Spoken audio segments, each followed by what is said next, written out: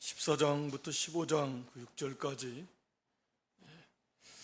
성도 간의 교회 안에서 이런 문제가 있을 때 이걸 어떻게 해결할 것인가 하는 것에 대해서 상당히 길게, 그만큼 중요한 문제이고 현실적인 문제인데 그것을, 그 원리를 이렇게 다루고 있습니다.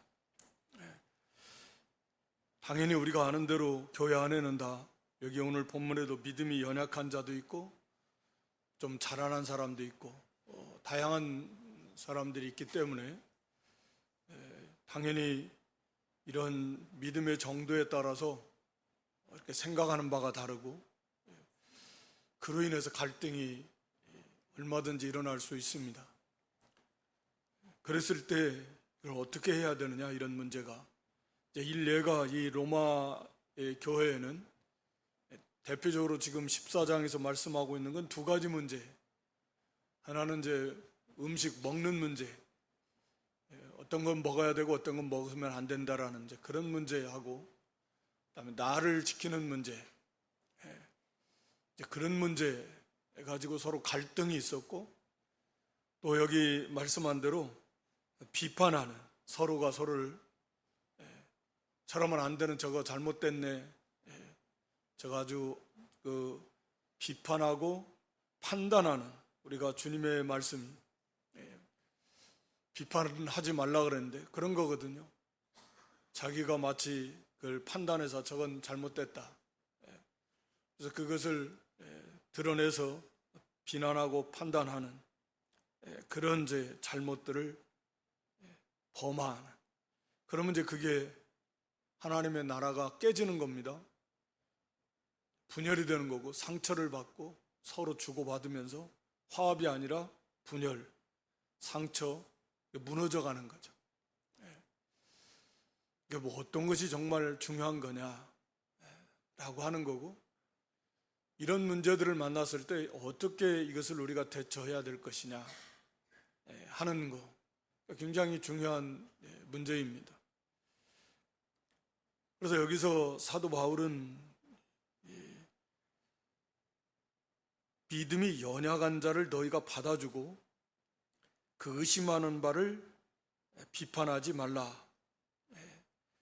그러니까 믿음이 연약한 자, 반대로 믿음이 좀 자라난 사람, 다시 말하면 그 문제에 대해서 성경적 원리의 입각에서 바르게 분별하고 판단할 수 있는 믿음을 가진 사람, 믿음이 좀 자라난 사람이고, 또 상대적으로 믿음이 약한 사람은 아직 그런 분별이 없는, 오늘 여기 7절 이하에 나오는 대로, 6절에 나오는 대로 주님을 위하는 마음은 있는데, 주님을 사랑하는 마음은 있고, 그래서 어떻게든지 하나님께 영광 돌리고 싶어 하는 마음은 있는데, 그것이 이제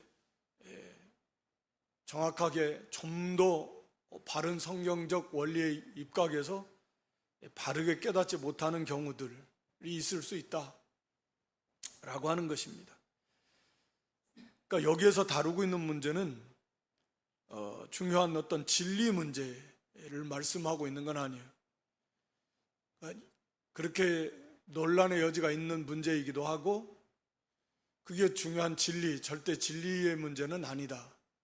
진리 문제라고 하면은 그것은 사도 바울이 당연히 이렇게 가르쳐 주지 않겠죠. 그러니까 진리 문제가 아닌 경우에 해당하는, 뭐 아디아포라라는 그런 이제 헬라어를 써서 그렇게 표현하는데, 그렇게 중요한 문제가 아닌 것들이라는 의미인데, 그러니까 이렇게 할 수도 있고 생각에 따라서 저렇게 할 수도 있고, 이런 문제들, 그런 문제들 가지고 우리는 보통 막 상처가 대부분 그렇죠. 로마 교회도 그랬고, 상처가 이렇게 상처를 주고받으면서 정말 중요한 문제, 진리 문제죠. 그 문제에 대해서 침묵하는 경우가 많고, 오히려 별로 그렇게 진리 문제가 아닌, 그렇게 중요한 문제도 아닌데 오히려 그런 것들 때문에 분노하고 또 싸우고 다투고, 그래서 하나님의 나라를 무너뜨리는 그런 이제 그 어리석은 일들이 사실은 비일비재합니다. 그래서 여기 다 믿음이 연약하다라는 것은 밑에서도 3절에 하나님이 저를 받으셨다 이렇게 받으셨다. 하나님께서 그를 하나님의 자녀로 인정하시고 하나님 백성으로서 하나님께서 맞아주신 거예요. 그러니까 믿음은 비록 연약하고 어려도 구원받은 하나님의 백성임이 분명한데 그런 성도, 다시 말하면 예수 그리스도를 진실하게 믿는 믿음을 가진 그런 성도 간에 있어서 그런 진리 문제가 아닌 걸 가지고 교회 안에서 서로 생각이 다르고 어떠한 생각이 그래 좀 더 성숙할 수 있고 조금 더 효율적일 수도 있고 좀 더 좋은 면일 수도 있지만 그러나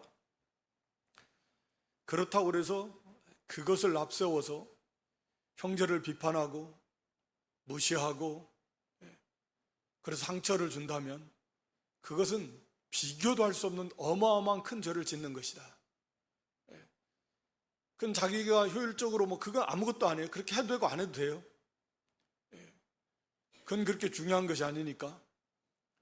그런데 그것 때문에 피로 값주고 사신 형제를 이렇게 비판하고 판단하고 또 상처를 준다면 그것은 정말 끔찍한 죄를, 무서운 죄를 짓는 것이다. 그 예수님을 비방하는 거나 마찬가지고 판단하는 거나 마찬가지고 주님과 연합된 주님의 사람인데 그래서 작은 소자 하나 실족해 하는 것이 얼마나 무서운 죄인가 하는 것을 깨달아야 되는데 그러니까 우리가 항상 조심해야 돼. 정작 중요한 것도 아닌데 그런데 그런 문제를 가지고 이 귀한 피로 값주고 사신 주님의 백성, 형제를 비판한다면 또 비난하고 판단한다면 무시하고 멸시한다면 그렇다면 그것은 정말 무서운 죄를 짓는 것이고 하나님 앞에서 거기 심판대 10절에 가서 그랬죠. 하나님의 심판대 앞에 서서 직고할 것이다. 모든 여가 하나님께 자백하리라. 다 고백해야 되는데 거기에 대해서 이제 자기가 결산해야 됩니다.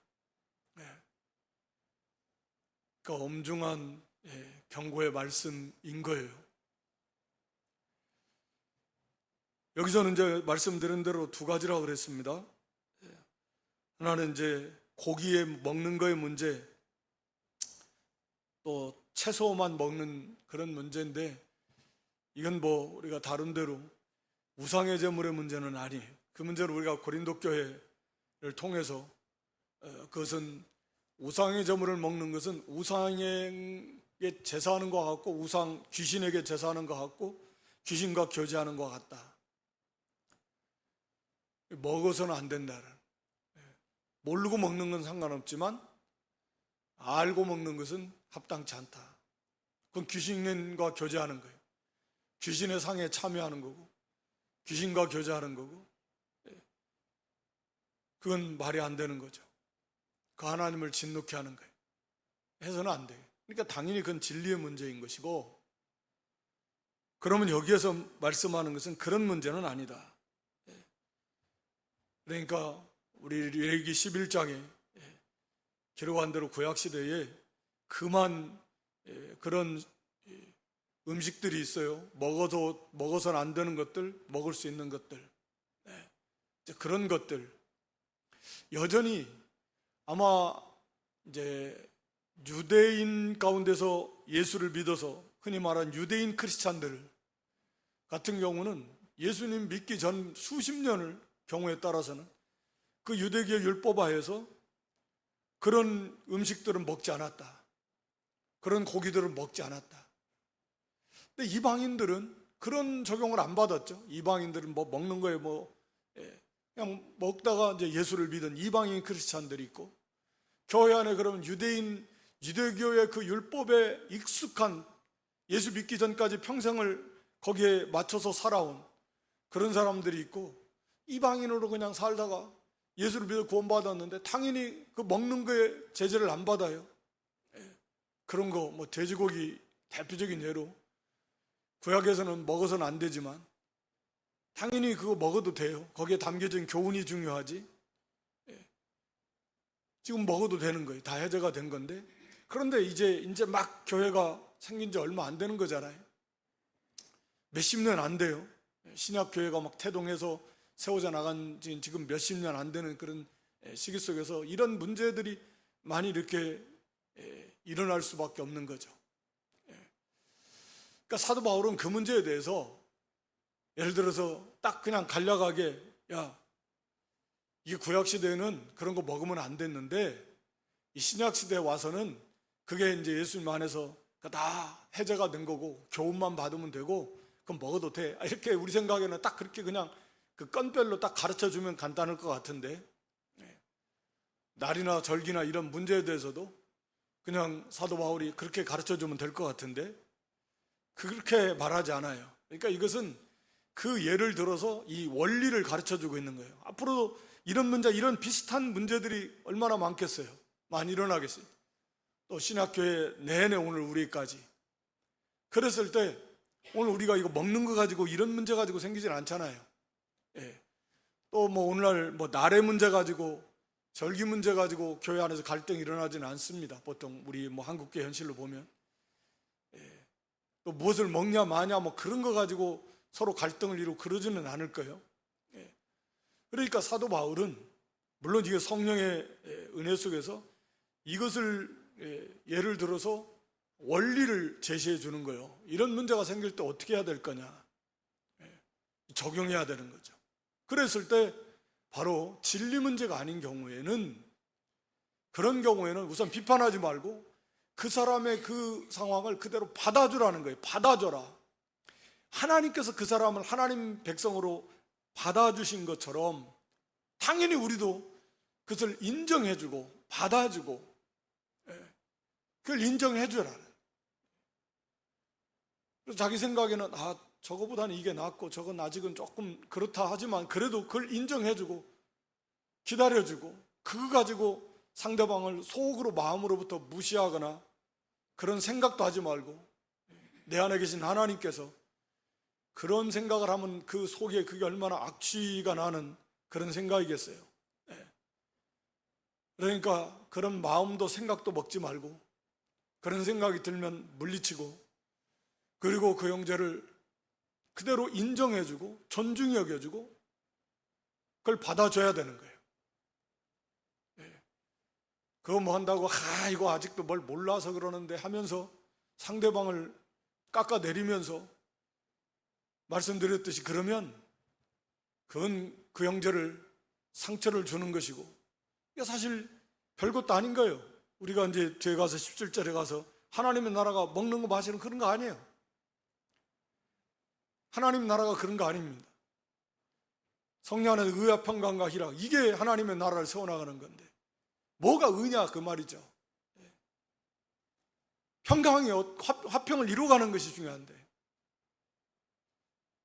하여튼 간에 그래서 이건 너무나 중요한 문제이고, 그래서 앞에 뭐 12장에서도 13장에서도 여러 가지 주제에 대해서 말씀하고 있는데 이렇게 길게 말씀하고 있지 않아요. 근데 14장에서 15장 6절까지 상당히 길게 사도 바울은 이 문제를 다루고 있는 거예요. 그만큼 실제적인 문제에서 중요하다라는 거죠. 다른 건 뭐 진리니까 진리 문제는 딱 명확히 알고 자기가 못해서 그렇지 그것은 딱 답이 나와 있는 거예요. 그래서 그걸 향해서 가면 돼요. 잘못했을 때 내가 분명히 명확하게 드러나 있으니까 이건 내가 잘못한 거다 알고 회개하고 그 진리를 향해서 가면 되는데, 이렇게 좀 애매한 거. 근데 이런 경우에는 뭐가 진리냐? 그 형제를 비판하고 형제를 받아줘라. 그게 진리라는 거예요. 그래서 어떤 사람은 모든 것을 먹을 만한 믿음이 있고 연약한 자는 채소를 먹는다. 그러니까 아직 그것을 깨닫지 못한 사람은 이건 하나님이 기뻐하시지 않아. 고기를 돼지고기를 먹는다고 이건 아직 그 기뻐하지 않는다. 그래서 자기도 믿음을 지키기 위해서, 주님을 위해서, 주님의 영광을 위해서 안 먹는 거예요. 거기 6절에서 말씀하고 있는 듯이. 그러면은 그거 그냥 받아주면 돼요. 그런데 막 그걸 한 걸음 더 나가서 그 형제로 하여금 실족하지 않도록 배려해 주는 것이 좋아요. 그러니까 그 형제가 저거 먹으면 안 된다라는 생각을 가지고 있으면 그 앞에서 가급적 안 먹는 게 좋아요. 안 보는 데서는 먹을 수 있겠지만 보란 듯이 그냥 막 짭짭짭 돼지고기를 막 먹는다. 그러면 그 사람 그걸 먹으면 안 된다라는 그런 형제 입장에서는 얼마나 심령이 이렇게 괴롭겠어요. 경우에 따라서는 자기도 모르게 그것을 먹어버리면, 우리가 이제 고린도에서도 그걸 다뤘지만, 그래 그냥 뭔가 깨름직하기는 하지만 다들 먹으니까 그냥 먹어도 괜찮은가 하면서 그냥 먹으면 결국 본인도 그런 죄를 짓게 되는 것입니다. 짓게 되는 거예요. 그래서 뒤에 가서 이제 믿음으로 하지 않은 모든 것이 죄라 그랬는데, 자기는 그것을 그렇게 믿지 않는데 행하면 벌써 믿음을 지키지 않은 거니까 죄인 거죠. 먹은 것 자체가 죄가 아니라 그 믿음을 버렸다라는 거죠. 자기가 옳다라고 믿는 믿음을 버린 거니까 그게 죄라는 것입니다. 그리고 또 먹지 않는 자는 먹는 자를 또 판단하지 말라. 먹는 자는 먹지 않는 자를 업신여기지 말고, 무시하지 말고, 또 먹는 자는 또 먹지 않는 자는 먹는 자를 판단해서 제가 아주 저 사람 역시 저거 먹으면 안 되는 저걸 먹었다, 그래가지고 그걸 판단하고 정죄하고 그러지 말라라는 겁니다. 그래서 이 진리 문제가 아닌 그런 문제들은 우리가 명확하게 계시된 진리는 그건 말할 필요가 없는 거예요. 그래서 그런 문제가 아닌 것들은 그냥 받아주고 또 인정해주고 또 기다려주고 그대로 인정해주고 존귀 여겨주면 돼요. 거기 4절에 남의 하인을 판단하는 너는 누구냐? 자기도 하인이에요. 똑같은 종에 있죠. 자격이 없다 그 말이죠. 그 섰는 것이 하나 넘어지는 것이 주인에게 있다. 그 주인 되신 하나님께서 그를 세워주실 것이다. 그래서 저를 세우시는 권능이 주께 있다. 우리가 고린도전서 3장 6절로 7절에 보면 잘하게 하시는 분은 하나님이시다. 바울은 복음을 전하고 씨를 말하자면 뿌린 것 같고, 아볼로는 물을 주면서 그걸 많이 이렇게 헌신하고 수고했지만 결국 잘하게 하시는 분은 하나님이십니다. 진리를 깨닫게 하시는 분은 하나님이십니다. 그리고 그 깨달은 대로 행해서 열매를 맺도록 하시는 분은 하나님이에요. 사람이 하는 거 아니에요. 하나님께 있습니다. 하나님께서 때가 되면 가르쳐주고 깨닫게 해주실 것이다. 그래서 이 연약한 지체도 지나놓고 보면서 그게 이제 깨달아질 날이 오요. 하나님께서 가르쳐주면 이거 먹어도 되는 것이었네. 그러면서 저 성도는 그걸 이미 다 깨달았는데 내가 이걸 먹어서 안 된다고 했을 때 나 같으면 그걸 막 가르치면서 또 좀 무시하는 마음을 가지고 이렇게 업신여기는 마음을 가지고 또는 비판할 수도 있었을 건데 그걸 용납해주고 이해해주고 받아주고 존중 여겨주고 그런 모습들을 기억하면서 얼마나 그 형제를 또 존귀 여기겠습니까? 그를 깨닫고 보니까, 알고 보니까 이게 바로 하는 것이네. 안 먹어도 죄는 아니고, 그렇지만 먹어도 죄는 아니구나. 오히려 그게 더 바르게 깨달은 것이구나 라고 하는 것을 알 날이 올 것이고, 오히려 더 그 형제에 대해서 오히려 감사하고 그 형제를 더 존중히 여기게 될 것이고 존경하게 될 것이고, 그러니까 이런 관계가 얼마나 아름답게 세워져 나갈 수 있을 것인가 라고 하는 거죠. 그러니까 하나님께서 알게 해주실 날이 오고 깨우쳐 주실 날이 올 것이다. 날의 문제도 마찬가지. 그러니까 여기 5절에도 혹은 이 날을 전날보다 낮게 여기고 혹은 모든 날을 같게 여긴다. 이게 날의 문제가 조금 이제 애매한 것이 있는데, 안식일 문제 때문에. 그러니까 이날은 보통 이날은 주일, 오늘날 우리가 지키는 주일. 전날은 무슨 날일까? 전날은 하여튼 구약에 지켰던 절기들, 안식일도 포함한다고 보여지고요. 구약 시대는 토요일 안식일 지켰잖아요. 그리고 각종 절기들을 지켰습니다. 3대 절기뿐만 아니라 또 금식 절기도 있었고, 그런 많은 절기들을 지켰어요. 월삭도 지키고, 매월 초하루 때 지키고, 그런 여러 절기들이 많이 있습니다. 근데 이 문제를 가지고 역시 똑같아요. 그러니까 유대인 크리스찬 가운데는 그걸 그렇게 평생 동안 예수님을 믿기 전에는 그걸 지켜온 그런 습관이 남아 그거 얼마나 중요하게 여기는 그런 나름대로 믿음이 있다, 그 말이에요. 그런데 이제 예수님을 믿음으로 구원받은 거죠. 다른 걸로 어떻게 구원받아요? 예수를 믿었어요. 믿었으면서도 여전히 아직도 그것을 버리지 못해서 구약의 절기들을 중요하게 여기고 지키려고 하는 그런 사람들이 교회 안에 있었을 것이다. 분명히 있었을 것입니다. 오늘 본문의 말씀. 또 이제 심지어는 안식일 문제인데, 이날을 전날보다 낮게 여기고, 그러니까 주일을 구약의 그런 날보다 이제는 이건 주일을 더 중요하게 여겨야 된다. 또 어떤 사람은 혹은 아니다, 구약의 절기들이나 안식일도 중요하다, 모든 날을 같게 여긴다, 중요하다 라고 이제 여기는 사람들도 있을 것이다.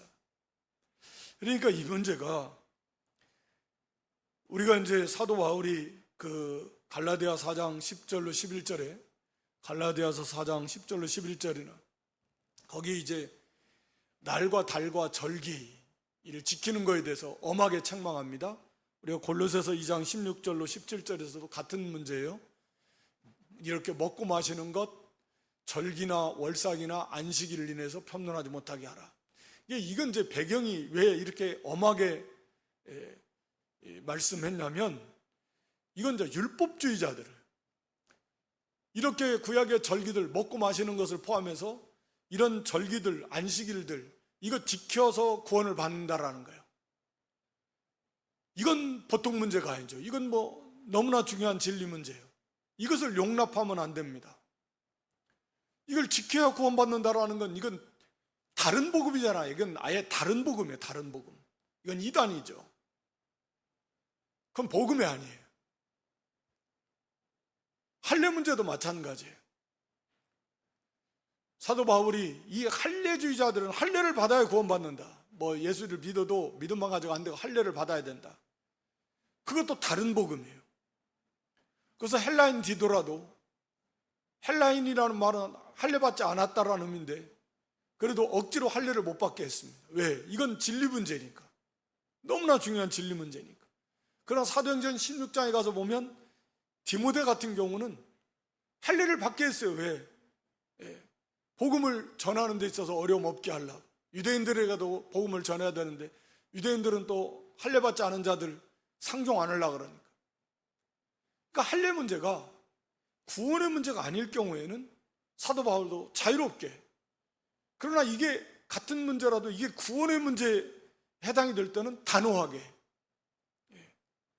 안식일 문제도 마찬가지인 거죠. 안식일도 이게 지켜서 이게 안식일 교회 같은 그건 율법주의, 그걸 지켜서 구원받으려고 하는 거니까 그건 당연히 단호한 것이고, 이 사람들은 예수 그리스도를 믿었어요. 믿음이 연약한 자니, 그러니까 믿음이 있다, 구원받은 하나님 저를 받으셨어요. 예수 그리스도를 믿음으로 구원받았습니다.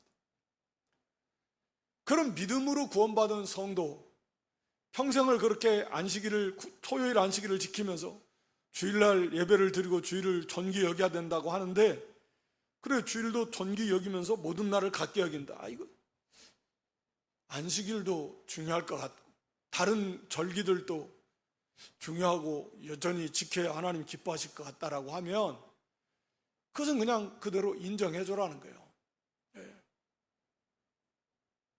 그걸 말씀드린 대로 그것을 깨달을 날이 옵니다. 아, 토요일 안식일은 이제 안 지켜도 되는구나. 그러니까 사도 바울이 그것을 설명해 주면 좋은데 이 원리를 지금 가르쳐 준 거예요. 왜? 성령 하나님께서 저를 세우실 것이다. 저를 세우시는 권능이 하나님께 있다. 주께 있다. 거기 4절에 그랬잖아요. 하나님께서 가르쳐 주고 깨닫게 해 주실 날이 와요. 왜냐하면 이게 그 안에서 그런 문제로 나름대로 갈등이 있잖아요. 먹는 문제도 그렇고 날의 문제도 그렇고, 왜 저 사람들은 이걸 안 지켜도 된다고 저렇게 확신할까? 왜 저 사람들은 이 고기를 먹어도 된다고 저렇게 확신하며 자유롭게 먹을까? 같은 교회 안에서 늘 그게 부딪히는 자기 속에 가지고 있는 중요한 상당히 괴로운 고통의 문제일 거란 말이죠. 상대방이 그것을 인정해 주기는 해도 저 사람들은 왜 다른 내가 중요 여기는 이런 토요일 안식일이나 구약의 절기들을 왜 중요하게 여기지 않지? 자기도 물론 주의를 지키지만 다른 날도 중요하게 여기는데, 그러면 뭐가 문제일까? 내가 뭘 모를까? 당연히 그런 문제가 고통의 문제일 것이고, 그래서 그거 문제를 가지고 기도하면서 또 하나님의 이 복음의 말씀을 이렇게 가까이 하면서 그를 알려고 사모하고 힘을 쓸 것이 당연히 그러지 않겠나 싶습니다. 왜냐하면 늘 그 문제가 남아 있으니까. 그랬을 때 그 죄 성령께서 하나님께서 그를 가르쳐 주신대. 깨닫게 해주신대. 그러면 그때 가서 그렇구나. 맞아, 이게 맞네. 그래서 그렇게 바르게 깨달은 다음에 확정하라는 거예요. 자기 마음에 확정하라. 자기 마음에 확정해라. 5절에도 그냥 자기 생각대로 고집대로 밀고 나가지 말고, 우리가 자기 마음에 확정이 된다는 것은 이게 성령의 은혜 속에서 주시는 그런 확고한 깨달음이거든요. 내가 그냥 내 생각으로 확신하고 이게 아니고 성령의 은혜 속에서 이게 확신하게 되는, 맞다 깨달아지고 여러 가지 진리를 다 갖다가 비추어 봐도 이게 다 맞고 어느 한 면에만 맞는 게 아니라 검증을 해봐도 모든 면에서 이게 맞고 그게 확실하게 깨달아질 때는 그게 자기 마음에 그게 확신이 되는 거예요. 맞다라는 거죠. 근데 그렇게 될 때까지는 함부로 비판하고 판단하고 업신여기지 말고, 그래서 그 문제 나중에 사도 베드로는 샛별이 떠오르기까지 주의하라 그랬는데 그런 거죠. 그래서 그 문제를 가지고 하나님 앞에 기도하면서 사모하면서 또 말씀을 가까이 하면 하나님께서 세우실 것이다. 깨우쳐 주실 날이 반드시 온다. 라고 하는 거죠. 그러니까 이건 진리 문제는 아니에요. 왜냐하면 주일은 진리 문제지만 주일을 지키면서 구약의 절기들도 이거 하나님이 기뻐하시고 그래서 하나님 영광을 위해서 이거 지켜야 된다라고 생각하면서 지키는 것을 그걸 뭐라고 하겠어요? 그걸 지켜야 구원받는다라고 하는 것은 그것은 심각한 문제지만 이미 예수를 믿음으로 구원받는 거고, 오직 구원은 그리고 하나님을 기쁘시게 하는 데 있어서 조금씩 달라요. 정도가, 예를 들어서 우리가 철저하게 좀 가려고 하는 사람도 있을 것이고 조금 느슨하게 적용하면서 가려고 하는 사람도 있을 것이고, 그건 신앙의 정도, 깨달음의 정도에 따라서 조금씩 다를 것입니다. 그걸 가지고 그걸 정죄하고 비판하고 판단하고 그러면 안 되는 거죠. 진리 문제에서는 그건 논의의 대상이 아니에요. 진리 문제는 그래서 이 날의 문제도, 안식일의 문제도 마찬가지다. 이 사람들이 당연히 주의를 지키면서도 구약의 안식일이나 여러 절기들을 중요하게 여겼고 그걸 지키려고 했는데, 아마 그러나 그런 것을 그냥 받아줘라. 그래서 그것이 깨닫게 해주실 날이 반드시 올 것이고 하나님께서 저를 세우실 것이다 라고 하는 거죠. 그래서 이런 문제들을 대하는 자세가 바로 그렇다. 하나님께 맡기고, 자기도 같은 종의 입체에서 자격도 없는데 뭘, 하나님께서 그를 세우실 것이고 알게 해주실 것이다. 함부로 비판하고 업신여기고 또 판단하지 말고 서로 간에 진리 문제가 아닌 것은 이렇게 받아줘라 라고 하는 것을 말씀합니다. 그래서 다 이들 또 주를 위해서, 딱 그 중심이 목적이 하나님의 영광을 위해서 하는 것이기 때문에, 그러면서 바울은 저 거기 7절 이하에 우리 성도의 이 본분, 존재에 대해서 이제 말씀하는 거죠. 우리가 우리 중에 누구든지 자기를 위하여 사는 자가 없고 자기를 위하여 죽는 자도 없도다. 이건 존재론적인 의미에서 우리는 예수님과 연합되어 있기 때문에 자기를 위하는 그런 개별적 독립된 존재가 아닙니다. 예수님의 몸된 교회의 한 지체로 존재해요. 그 존재론적인 위치에서 말씀하는 거예요. 그러니까 우리가 예를 들어 몸으로 말 때 지체, 손이 손을 위해서 어떻게 살아요? 손을 전체 몸을 위해서 사는 거예요. 손이 일을 해도, 뭐 다른 지체도 다 마찬가지. 그래서 결국 그게 이제 자기를 위하는 것도 결과적으로 되는 거지만, 손이 손을 위하고 발은 발을 위하고 뭐 눈은 눈을 위하고, 그게 우스꽝스러운 거죠. 다 몸에 속해 있는데 우리는 그리스도와 연합된 그런 몸된 교회의 한 지체로 존재하기 때문에 그 존재론적인 위치에서 자기를 위해서 사는 자도 없고 자기를 죽는 자도 없어요. 우리는 동떨어진 독립된 개별적 존재가 아니라는 거죠. 우리는 존재론적으로 예수님과 연합되어 있어서 손이 무엇을 하든지, 뭐 손으로 죄를 지었다 그러면 사람들이 저 손이 잘못됐네, 손이 잘못됐네 그러겠어요? 그 사람이 잘못됐다고 당연히 그러듯이, 손이 잘못해도 그 사람이다, 그 한 사람이 인격체가 욕을 먹는 게 당연한 것이듯이, 우리가 예수님의 몸된 교회의 지체란 말이에요. 우리가 잘못하면 이 몸의 주인이신 참 예수 그리스도의 이름에 욕이 돌아가는 거예요. 잘하면 손이 잘했다 그런 사람이 어디 있어요? 아, 저 사람이 참 잘했네, 착한 일 했네, 좋은 일 했네 하는 거지. 마찬가지로 지체인 우리가, 손과 발과 눈과 같은 그런 지체인 우리가 선을 행하든 악을 행하든 좋은 일 하든 나쁜 일 하든 이게 자기만의 문제가 아니라는 거죠. 다 예수님과 연합되어 있어서 그 예수님의 영광에 밀접하게 욕이 돌아가기도 하든 영광이 돌아가기도 한다 그 말이에요. 그러니까 그게 존재가 그렇게 돼 있어. 이게 아는 게 중요한 거죠. 자기를 위해서, 자기는 사실은 자기를 위해서 살죠. 왜? 아직 그것을 깨닫지 못하고 또 알기는 알아도 연약해서. 그러니까 다 연약하니까 그런 거잖아요. 그러니까 자기를 위해서 하는 게 이 말씀에 비춰보면 죄죠. 왜냐하면 누구든지 자기를 위해서 하는 자가 없고 자기를 위해서 죽는 자도 없어요. 우리는 자기를 위해서 살 수 없는 존재예요. 죽어도 자기를 위해서 죽을 수 없는 존재입니다. 살아도 주를 위해서 살고 죽어도 주를 위해서 죽는 존재예요. 그런데 자기를 위해서 살아봐요. 그럼 그 자체가 벌써 죄잖아요. 그럼 말할 필요도 없는 것입니다. 그 원리를 바르게 깨달아서 항상 그래요. 앞에서도 말씀한 대로, 자, 우리가 예수님과 연합되었다. 이제는 죄에 대해서 죽은 자요, 하나님 된 산 자가 되었어. 자, 그걸 알아라. 이미 우리는 존재론적으로 그렇게 됐어요. 그걸 깨달은 다음에 이제는 죄와 싸워라. 그렇게 만들어 놓으셨으니까, 죄에 대해서 죽은 자가 되었으니까, 죄와 상관없는 자가 되었으니까 이제는 죄와 싸울 수 있는 존재가 되었다. 너희는 전에는 죄의 종이었어요. 그때는 죄가 왕이었어요. 사망의 왕이었어요. 사탄의 왕이었어요. 그때는 못 싸웁니다. 종이 무슨 어떻게 왕에 어떻게 돼, 못 싸워요. 불가능합니다. 그러나 존재 자체가 바뀌었어요. 죄의 나라에서 의의 나라로, 죄에 대해서 죽었어요. 관계가 없어졌어요. 이제는 그리스도의 나라로 옮겨졌어요. 그리스도와 연합됐어요. 새 생명을 받았어요. 그래, 이제는 죄와 싸울 수 있어요.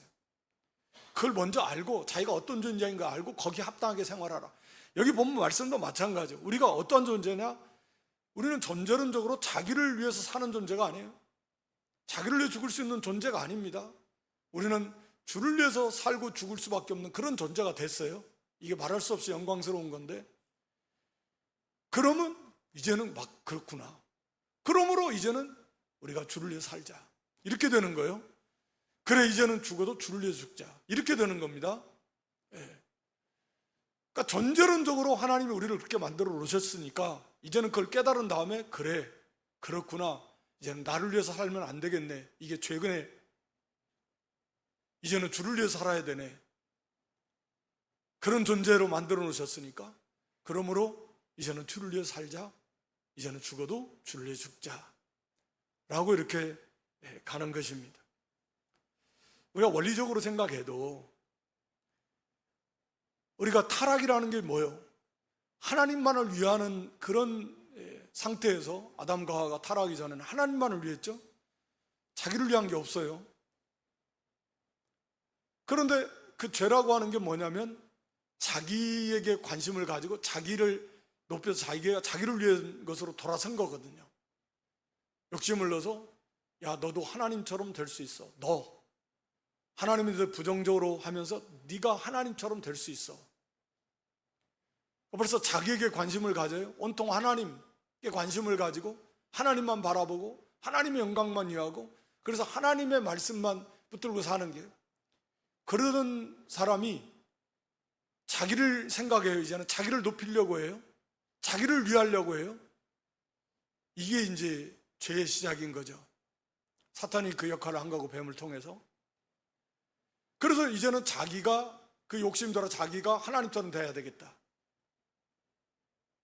그래서 하나님과 분리된 거잖아요. 그게 죽은 거잖아요. 그러니까 결국 뭐냐면 자기를 위해서 살면 살수록 하나님과 멀어져요. 그게 죄니까. 자기를 위해 하는데 역설이죠. 대단한. 자기를 위해 하는 게 아니라 자기를 더 망하게 하는 거죠. 하여튼 이건 우리가 여러 번 살펴본 건데, 그러니까 자기를 위하면 자기를 위해서 자기의 행복, 자기 만족, 자기를 위하는 건데, 자기를 위할수록 하나님과 멀어짐으로 결국 자기를 망하게 하는 거다. 더 비참하게 되고, 그리고 더 고통을 당하게 됩니다. 그래서 우리가 디모데서 3장에서도 자기 사랑이죠. 자기를 위하는 거. 그래서 고통을 당해요. 그러니까 이 사랑은 자기를 위하는 것이 아니다 그랬잖아요. 자기의 유익을 위하는 게 아닙니다. 그래서 우리는 오직 하나님을 위해서 살아요. 그런데 하나님만을 위해서 산다라는 것은 말할 수 없는 은혜이고 특권이고 영광이고, 그로 인해서 오는 복은 말할 수가 없어요. 우리가 하나님의 영광을 위해서 하나님 뜻대로 사는 거예요. 그러면 그렇게 사는 사람은 어떤 존재가 되겠어요? 예수님처럼 되는 거죠. 아직 자기를 위하는 게 아니라 오직 하나님만을 위하고 하나님 영광을 위해서 그 하나님의 뜻대로 사는 사람은 그거야말로 완전한 사람이에요. 완전한 삶을 사는 거고, 완전히 예수님을 닮아가는 거고, 정말 존귀한 자가 되는 거고, 말할 수 없는 은혜와 복이, 생명이 그 속에 다 있는 거죠. 그러니까 하나님을 위하면 위할수록, 자기를 부인하고 하나님을 위하면 위할수록 행복해지는 거예요. 하나님을 위하는데 자기를 결과적으로 자기가 더 존귀하게 되고, 자기가 더 행복해지게 되고, 아름다워지게 되고, 예수님을 닮아가는 거, 더 풍성한 은혜와 복을 받아 누리게 되는 거예요. 거꾸로 자기를 위하는데 더 빼빼 말라져요. 더 고통스러워져요. 더 괴로워져요. 더 비참하게 됩니다. 그러니까 하나님을 위해서 살라는 그 말씀의 의미는 결과적으로 뭐예요? 언뜻 생각하면 하나님은, 우리는 늘 이기적이라고 하면서 왜 하나님은 하나님만을 위해서 살라고 그래? 하나님도 이기적이신 거 아닌가? 라고 사탄이 그런 생각을 줄지 모르지만, 그게 하나님을 위해서인데 결국 하나님을 위해서겠습니까? 우리를 사랑하셔서 그러신 거죠. 하나님은 뭐가 부족한 분이 아니시라 그랬잖아요. 뭐가 부족함이 없어요. 하나님은 스스로 충족하신, 충만하신, 조금도 부족함이 없습니다. 아예 충만하신, 완전하신 하나님. 우리가 하나님을 섬긴다고 하나님이 더 기뻐하시고, 우리가 하나님 섬기지 않는다고 뭔가 하나님이 기쁨이 뭔가 좀 부족하고, 우리가 하나님을 뭐 영화롭게 한다고 하나님이 더 영광스러워지고, 우리가 하나님께 영광을 안 돌린다고 해서 하나님의 영광이 뭔가 조금 더, 그런 거 아닙니다. 하나님은 스스로 완전하신, 우리가 하나님께 영광 돌린다, 그 영광의 하나님을 온전히 어떻게 영광을 돌릴 수 있겠습니까? 하나님 영광을 온전히 우리가 어떻게 나타낼 수 있겠습니까? 오히려 항상 그걸 부족하게 가리우는 거죠. 100% 영광을 어떻게 돌리겠습니까? 간혹가다 순간순간적으로 그럴 수 있을지 몰라도 하나님이 우리를 통해서 하나님이 뭔가 부족해서 우리를 창조하시고 뭔가 부족해서 그런 거 아닙니다. 그러면 우리를 창조한 게 하나님이 영원 가운데 계신 하나님인데, 이 창조의 세계가 길게 잡아서 한 7천년에서 10,000년 잡아, 그러면 그 영원 속에서 하나님은 뭔가 계속 결핍 가운데 계셨다란 말입니까? 말도 안 되는 사상이죠. 조금만 생각해 보면 알 수 있는 거죠. 그러니까 결국은 하나님을 위해서, 하나님의 영광을 위해서 창조하셨다라는 것도, 그러면 많은 것은 하나님을 찬양할 때 하나님이 더 영광을 받으시고, 그렇지 않으면 하나님의 영광이 뭔가 좀 부족하면, 말씀드린 대로 영원토록 하나님은 기껏해야 이 창조한 게 만년 이쪽 저쪽이라고 하면 그 영원 가운데서 그럼 하나님은 그 부족한 가운데 계셨다는 말인가? 그럴 수 없잖아요. 그러니까 결국은 하나님의 그 충만한 사랑인데요, 우리가 하나님의 영광을 위하는 거지만 결국은 그를 통해서 우리를 하나님이 정말 영광스러운 예수님과 같은 그런 자리에 만드시고 세우시려고 하시는 그런 하나님의 측량할 수 없는 은혜와 사랑이시다 라고 하는 거죠. 그러니까 하나님의 영광을 위하라는 거죠. 하나님만을 위해서 살려면 언뜻 보면 벌써 반발하죠. 하나님을 첫째로 살고 하나님의 영광만을 위해서 살으라면 벌써 이게 부패성이 있기 때문에 그 기회를 틈타서 반발심을 얻을 수 있고, 좀 그런 게 너무 하신 거 아닌가? 하나님께서 그만큼 하나님 백성들을 사랑하시는, 말로도 할 수 없이, 그래서 그렇게 완벽한 그 예수님처럼 오직 하나님의 영광만을 위하는, 예수님이 그러신 거잖아요. 예수님 자신을 위하신 거 어디 있습니까? 하나도 없는데. 그러니까 오직 하나님 영광만을 위하십니다. 그 예수님처럼 그렇게 닮아가서, 그렇게 예수님처럼 영광 가운데서 말로도 할 수 없는 그런 은혜와 복을 세세몽토로 누리며 살라고, 이 땅에서도 그렇게 살고 하나님 나라에서도 세상도 그렇게 살라고 하시는 그 하나님의 사랑이시다. 측량할 수 없는. 오늘 저녁에는 정말 중요한 이 원리에 대해서 우리 가르쳐 주셨습니다. 진리 문제가 아닌 것에 대해서는 그걸 받아주고 하나님께서 그 형제를 세워주실 날이 반드시 온다.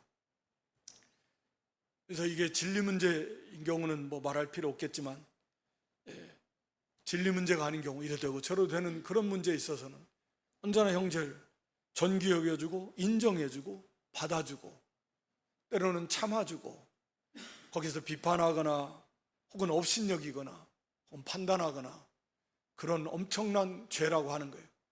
그 죄를 짓지 않고 어쩌든지 그렇게 형제를 세워주는, 하나님의 나라를 세워나가는 겁니다. 이게 주님을 위한 것이고 자기를 위하는 것이 아니라 오직 살아도 주를 위해 살고 죽어도 주를 위해서 죽는, 주의 나라를 위한, 주님의 몸된 교회를 위한, 주 형제를 위한 그런 성숙한 성도, 또 교회가 될 수 있기를 주님의 이름으로 축원합니다.